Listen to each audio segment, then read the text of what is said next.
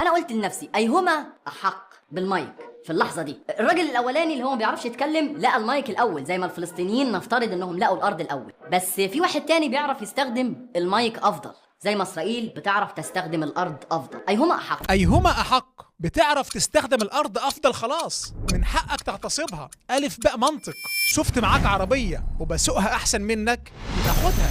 طبعا بعد التصريحات دي الواد ده لقطة، دخل اسم الملحد أيهما في ملفات إبستين واتكلموا عنه. طبعا اللي مش مصدق يشوف رابط الكلام ده من موقع وزارة العدل الأمريكية في وصف الفيديو. في ملحدين غلابة لسه فاكرين ان الشلة دي أصحاب قضية وكده. أقسم بالله وأنا مسؤول عن هذا القسم أمام رب العالمين، الصورة اللي هتشوفها قدامك دلوقتي أنا خدتها بنفسي من حساب الباتريون بتاع الملحد ده، سكرين شوت قبل ما الباتريون يقفل هذه الخاصية. أكتر من 13,000 دولار مرتب شهري للملحد أيهما. التمويلات وصلت يا باشا 13,000 دولار مرتب بني آدم في مصر، أكبر من مرتب 60 طبيب مصري يعمل بدوام كامل. طبعا ده غير البيبال والتحويلات المباشرة وما الله به عليم.